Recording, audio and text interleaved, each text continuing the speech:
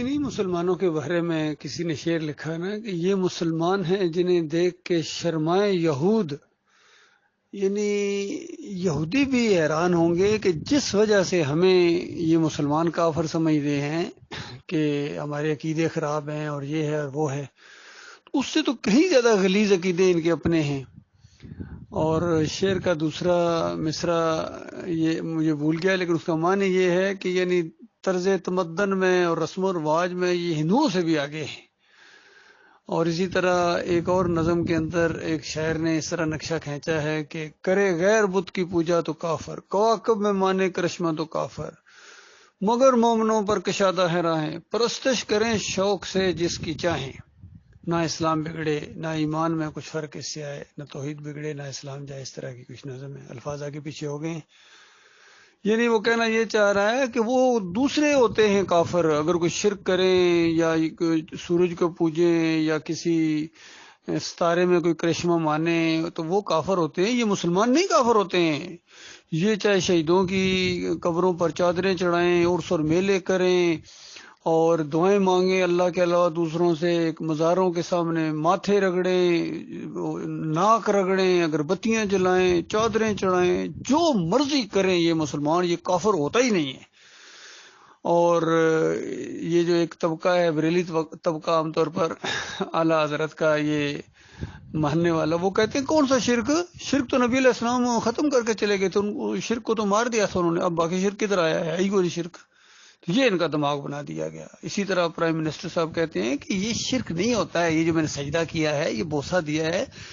لا الہ الا اللہ پڑھنے والا کیسے ہو سکتا ہے مشرک، یا شرک کیسے کر سکتا ہے؟ جب لا الہ الا اللہ پڑھ دیا کہ اللہ کے علاوہ کوئی خدا نہیں ہے، بس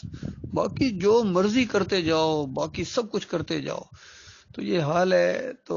اسی وجہ سے یہ عذاب آ رہے ہیں نا۔ یہ سیلاب کے یہ ویڈیو دیکھے نہیں جاتے، اس سے پہلے برما میں قتل عام ہوا تھا، پھر انڈیا میں جو کچھ ہوتا ہے، پھر خود یہ مسلمان ایک دوسرے کے ساتھ جو کر رہے ہیں، اور پوری دنیا میں یہ جو جنگیں ہیں، چاہے یہ یوکرین کی جنگ ہو یا دوسری یہ وہاں فلسطین میں کیا ہو رہا ہے، شام میں کیا ہوا ہے، سب کچھ یہ اللہ کے عذاب نہیں تو اور کیا ہے؟ اللہ کے بندوں، اللہ کی رحمت روٹھی ہوئی ہے انسانوں سے، ان بدبختوں نے، انسانوں نے شرک اور کفر کے سارے ریکارڈ توڑ دیے۔ بے ایمانوں نے وہی کچھ کیا جس سے منع کیا گیا تھا۔ حالانکہ اس آخری امت کے لیے یقین کیجئے، آخری چونکہ امت ہے ختم مسئلہ نا، اس کے بعد قیامت ہے، انبیاء کا سلسلہ ختم، کتابوں کا سلسلہ ختم۔ اسی وجہ سے کیونکہ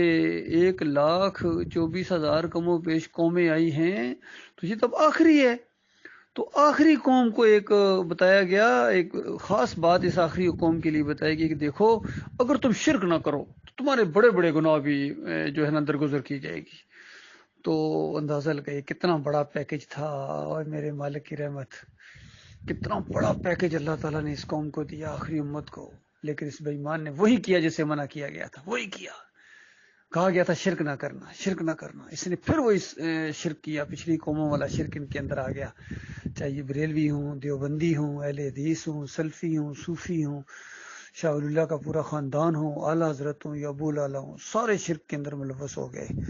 اور ہمارے امیر حضرت محمد حنیف صاحب پیچھے رہنے والے تھے، انہوں نے کہا کہ میں بھی اس گندگی کے اندر کودوں گا۔ اس نے پھر ابن کثیر والا جو مشرکانہ عقیدہ تھا سجدہ تعظیمی کا، پھر وہ گھسا دیا زبردستی اس جماعت کے اندر۔ اور حیرت ہوتی ہے کہ جو توحید کو سمجھ گئے تھے، اب ہندوؤں سے کیا گلہ کیا جائے، اب ان بریلویوں سے کیا کیا جائے، یہ توحید والے، ان کو تو فہم حاصل ہو گیا تھا، ان کو تو فہم حاصل ہو گیا تھا، پہچان گئے تھے، مولویوں کی فریبکاریاں پہچان گئے تھے، اور شرک اور کفر جس وجہ سے یہ مولوی ثابت کرتے ہیں اپنے گندے دماغ کی وجہ سے، وہ سارے چالیں سمجھ میں آ گئی تھی، پھر اسی جال میں آ گئے شیطان کے پیچھے۔ تو جال ہے، نسل تو ابلیس ہے، ابلیس نے چھوڑا ہی نہیں، اس کی نظر تھی محمد حنیف کے اوپر، اس سے پہلے خود اس نے کہا کہ میرے اوپر شیطان کا وار ہوا تھا، اور میری باتیں اگر یہ مان لی جاتی تو جماعت کی بنیادیں اکھڑ جاتی۔ اللہ کے بندوں، میرے پیارے بھائیوں، غور کرو، اگر چند سال پہلے محمد حنیف نے یہ اعلان کیا تھا سٹیج سے کہ اگر میری بات مان لی جاتی تو یہ بنیاد پر چوٹ پڑتی جماعت کی، تو اب پھر اس کی بات مانی ہے، جب دوبارہ اس کی پھر وہی بات مان گئے شرک والی، تو جماعت کی بنیاد تو اکھڑ گئی۔ بنیاد توحید کے اوپر تھی، رد شرک کے اوپر تھی، اور جس نے بنیاد ڈالی تھی، اس نے اعلان کر کے مولویوں سے بحثیں کرتے رہے تھے کہ دیکھنا یہ سجدہ تعظیمی یہ نہیں ہے، یہ جو ہے یہ شرک ہے، عقیدے کی خرابی ہے، اور پھر مثالیں دے دے کے سمجھائے کہ دیکھو وہ دبلی گائیں 7 دبلی گائیں موٹی گائیں کو کھا رہی تھی تو وہ گائیں کو نہیں کھا رہی تھی، یہ ایک انداز ہوتا ہے خواب کا، اس سے مراد لی گئی ہے ہریالی اور خوش سالی۔ اسی طریقے سے سر پر روٹیاں رکھی ہوئی تھی تو کوئی روٹیاں شوٹیاں سر پر نہیں رکھی گئی تھی، یہ تعبیر اس کی بتائی گئی ہے۔ تو باقی تینوں خوابوں کی تعبیر اسی طریقے سے بتائی گئی ہے، اور چوتھے خواب کی تعبیر کو آپ نے الٹا کر دیا۔ محمد حنیف صاحب یہ کیا ہوا؟ یہاں بھی تعبیر ہے، ڈاکٹر صاحب نے یہی کہا کہ یہاں تعبیر ہے، عزت اور احترام کا یہ ایک انداز ہے جو یوسف علیہ السلام کو خواب دکھایا گیا، اس کی تعبیر بتائی ہے یعقوب علیہ السلام نے 6 نمبر آیت کے اندر، اور ہر بات سچی ثابت ہو گئی۔ اللہ تعالیٰ نے ان کو عزت دینی تھی، ان کو کیا نام ہے معاملہ فہمی دینی تھی، باتوں کی تہہ تک پہنچنے کی دانائی، حکمت،